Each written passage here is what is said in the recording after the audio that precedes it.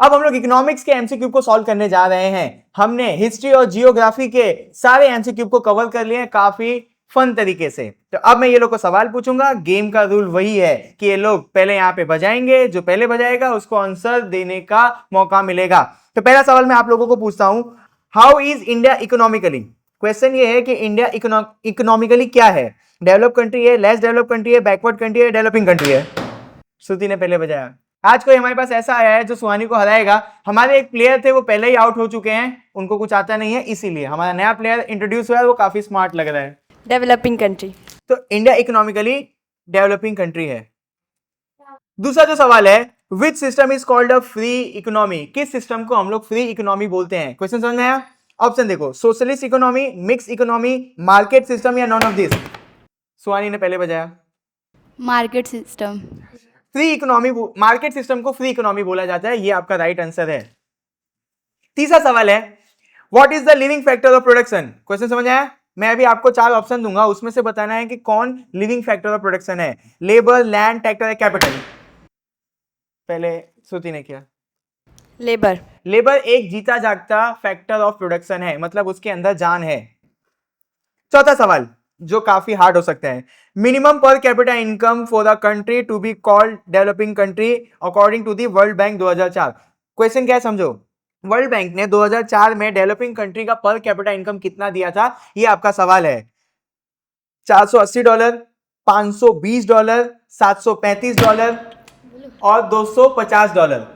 देखो, जो ऑप्शन के अंदर टैप करेगा उसको बोलने का मौका नहीं दिया जाएगा, वो रूल के खिलाफ है। तो यहाँ पे श्रुति को मौका दिया जाएगा। तो मैंने बाद में बोला ना, किया ना। ये सब नहीं चलेगा, ये सब गलत है, आपको मिलेगा मौका। $735। हाँ, वर्ल्ड बैंक 2004 के हिसाब से जिस भी कंट्री का $735 पर कैपिटा इनकम होगा वो कंट्री कहलाएगी डेवलपिंग कंट्री। अब जो पांचवा सवाल है मैं वो पूछने जा रहा हूं, economically which type of country is India. Economically India किस टाइप की कंट्री है, डेवलप कंट्री है, बैकवर्ड कंट्री है, डेवलपिंग कंट्री है, पुअर कंट्री है। सुहानी ने पहले बजाया। Developing country. तो इकोनॉमिकली इंडिया डेवलपिंग कंट्री है, इनका चॉकलेट इनको मिल गया। छठे सवाल पे ध्यान दो, earning and spending in the exchange of goods and service is known. मतलब हम कमा रहे हैं और गुड्स को एक्सचेंज कर रहे हैं, मतलब गुड्स एंड सर्विस को एक्सचेंज कर रहे हैं, इसको हम लोग क्या बोलेंगे। बार्टर सर्विस बोलेंगे, ट्रेडिंग एक्टिविटी बोलेंगे, इकोनॉमिक एक्टिविटी बोलेंगे या नॉन इकोनॉमिक एक्टिविटी बोलेंगे। श्रुति को नहीं मिलेगा चांस क्योंकि श्रुति ने पहले टैप कर दिया था। बोलन सर, क्वेश्चन समझ में आया कि हम लोग गुड्स का एक्सचेंज कर रहे हैं और पैसा कमा रहे हैं और खर्चा कर रहे हैं गुड्स के एक्सचेंज करने में, ये आपका सवाल है। क्लियर हुआ।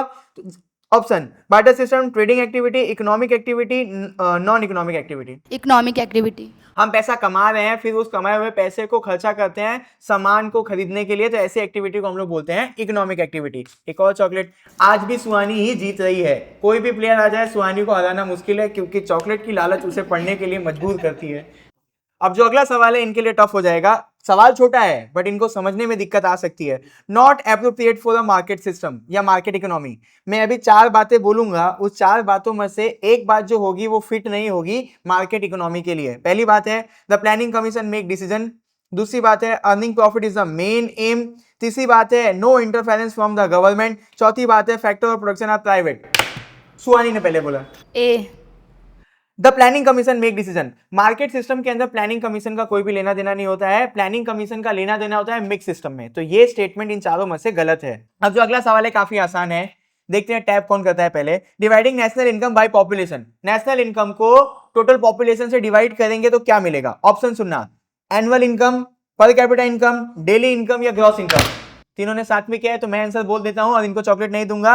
अगर आप नेशनल इनकम को पॉपुलेशन से डिवाइड करोगे तो आपको मिलेगा पर कैपिटा इनकम। मेरा चॉकलेट बच गया। अब अगला सवाल सुनना, limitations not related to a mix economy. 4 बातें बोलूंगा उसमें से एक बात मैच नहीं करेगी मिक्स इकोनॉमी के साथ।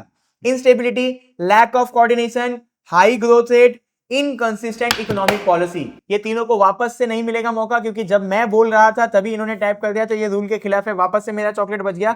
मिक्स इकोनॉमी से हाई ग्रोथ रेट वाली बात मैच नहीं करती है, बाकी सारी बात मैच करती है। ये डिटेल में नहीं जा रहा हूं बट इतना समझो कि वो सारी बातें मिक्स इकोनॉमी से मैच नहीं करती है। अब अगले क्वेश्चन पे हम लोग आ जाते हैं, which type of economic does India have. India की इकोनॉमिक किस टाइप की है। ऑप्शन देखना, मिक्स इकोनॉमी है, कैपिटलिस्टिक इकोनॉमी है, ट्रेडिशनल इकोनॉमी है या सोशलिस्ट इकोनॉमी है।